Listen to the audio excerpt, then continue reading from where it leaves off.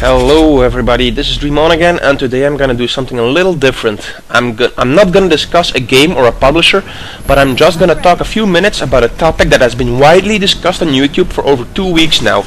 To say the least, it has driven people crazy or mad or just basically made them jump out of the window.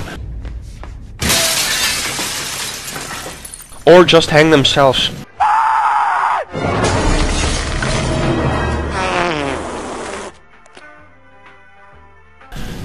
Of course, I'm talking about the new YouTube Content ID system. There is not a single person on YouTube that has his own channel and has over 20 videos that has never been affected by this monstrosity that they call the Content ID copyright system. So it's an abomination! I might be a little late on this news, but I've been busy with a lot of other videos lately and of course Christmas. So I'm doing this after Christmas so I can take my time with it. Besides, it's not the first time that I've been a little late on certain reviews or news topics, lol. Anyway, this news topic is something that is affecting especially many YouTubers with game reviews and movie reviews. We all know that the old Content ID system was already punishing people on the use of audio files that were not under their rightful owning. Now this system widens the range and variety of videos it attacks and flags as a breach of copyrights. Everybody can now get claims from anybody, even from third parties who do not own the copyrights themselves. The huge mistake of YouTube in this is that they screw their loyal users and partners where they have earned billions of dollars off for so many years and now kick them out the door. While their partners and users are running behind them, begging to stop while YouTube shits all over them. We can all agree that in the past you could not put full movies and audio files like songs on YouTube because it is most definitely not fair use of copyrighted content. However, now this system has come to a turning point where it attacks and flags everything it can get its hands on. And to be honest, it's becoming so ridiculous in size and the amount of videos it attacks that it becomes nearly impossible for many YouTube reviewers to actually make a living out of it. This system is like a death ray that is destroying anything in its path and punishes the little guy again. And I don't know if this evil plan was done by YouTube alone or under the pressure of publishers, but somehow it also allows any publisher to flag your video as inappropriate for any stupid reason they can think of. Even for a bad review of their game, like what happened to Day 1 Gary's Incident reviews. And then you have to prove your innocence to them by going through dozens of steps and then risk getting sued by them.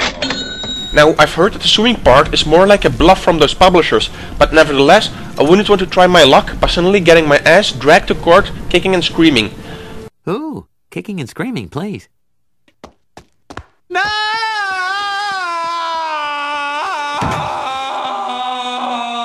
Personally, I've only had one YouTube copyright strike in my past with the old system, which was on a fan video I made of the Daredevil Ghost Rider.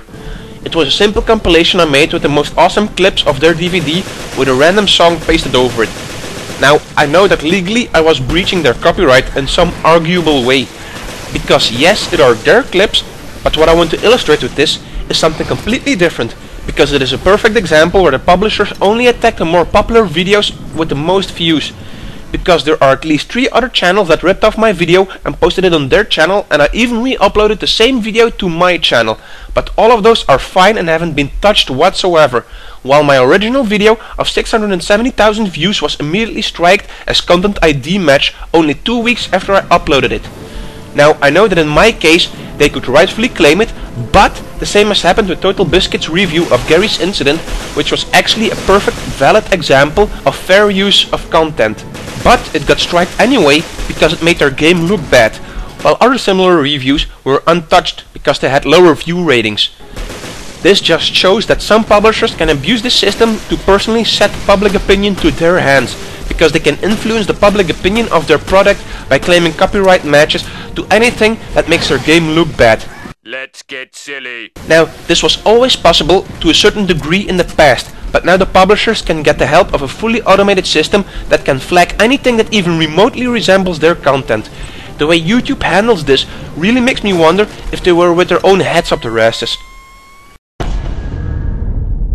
This automated system is now calibrated to match images and scenes to the original copyrighted version and not only music anymore.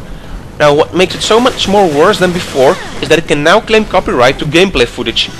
But for some reviewers it has thankfully remained with only cutscenes and songs that are being claimed. However, in my case I have a perfect example where they actually match completely random gameplay and not a cutscene. In my video of Dead Space 3, I had a claim by EA about the gameplay itself, and it starts from this point onward where I can only see gameplay content. Now, there is a huge problem with this, because they cannot, I repeat, they cannot own copyrights to gameplay. They can make an argument about cutscenes because cutscenes spoil the story and are the same every time you watch it, but gameplay is something that is generated by the gamer himself. Every playthrough is different. You just cannot claim copyrights to the actions and reactions a player does or makes. For people who do not understand this, I'll give an easy example. For example, if I'm making a video of me riding my Kawasaki Ninja motorcycle or driving my Renault Clio RS, then neither Kawasaki or Renault can claim copyrights to those videos, because I bought it and I can show myself driving it. The same happens with games. If they want to play dirty, then you have to take the user, or in this case the player, out of the equation. Then all you got left is a video about a start menu for half an hour. I'll bet those will be pretty interesting videos. Now, Nintendo tried to do this a few years back by flagging and claiming all Let's Play videos about Nintendo games, and they were absolutely slaughtered by their fan base. And now look at how well Nintendo is doing. They practically have to beg people to play their games. What Nintendo didn't understand back then, and what many publishers at this moment don't understand, is that it is free advertisement for them. It doesn't cost them a single thing, and still they want to take those videos offline. They claim that it will ruin the gameplay experience for new players, and in some cases even cause people not to buy the game. But in my opinion, the only types of games that might suffer from this are horror games, because the gameplay videos might spoil the scary parts. However, in every other game genre that is not the case. It will only promote the game with these videos, and if people don't buy your game because of gameplay videos, then you might have made a shitty game in my opinion. If gameplay videos make your game look bad, then it will 99% of the time be a bad game. Period. Now just imagine what the consequences would be if independent reviewers were all shut down. The most recent example where the lack of proper reviews had ruined the experience for many gamers is Aliens Colonial Marines, where Gearbox deliberately tried to hold back reviews until the release date so that they could still earn the maximum amount of money on their pre-orders. Not to mention how many reviews get influenced by the publishers themselves, or how many reviews are done by fanboys or haters. So basically, they're attacking the freedom of speech here, because if the independent reviewers disappear, then what is stopping those publishers from bribing the larger review sites to give better scores? It is already a known fact that they do this on a small scale, but since there are many independent reviewers on YouTube, it doesn't have a lot of use to bribe the larger review sites, because it isn't cost effective, since most experienced gamers still wait for the YouTube reviewers to base their opinion on and choose to buy or not to buy the game. Now, one of the worst parts of all of this is that now third-party companies who do not even own the copyrights, but, for example, just work together on a project or sponsor the project, can also claim a Content ID match.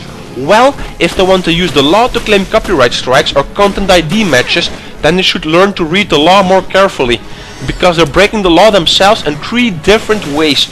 One of them is that normally the law requires you to own the copyrights before you can claim copyright violations or sue anybody.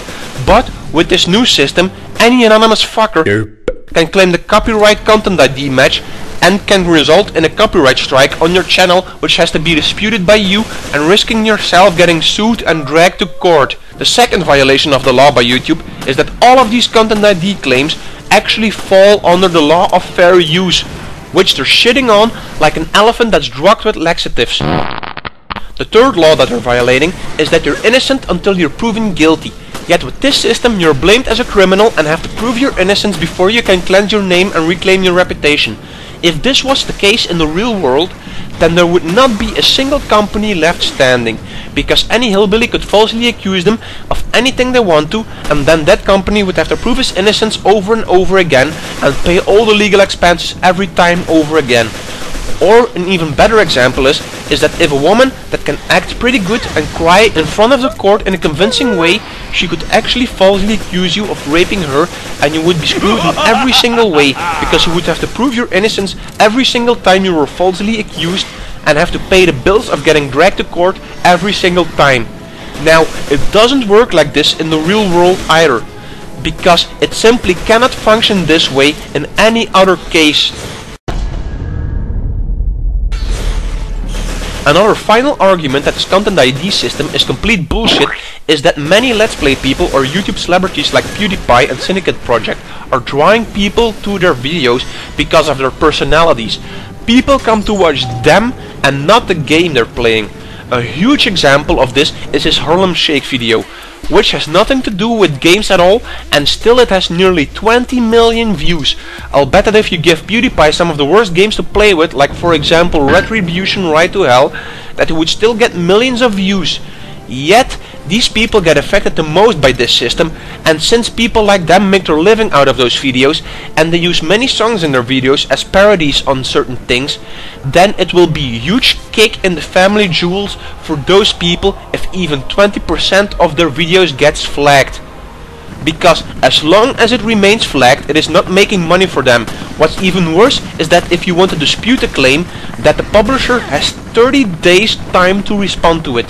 So it will not make revenue for 30 days at least. So if you're becoming a YouTube reviewer or a Let's Player, or already are doing one of those, then you will most definitely feel this dildo that YouTube is cramming up your asses. YouTube has already screwed us very recently with their crappy comment system, which is thanks to them becoming best friends with Google, and now they're screwing us again with this system, only a few months later.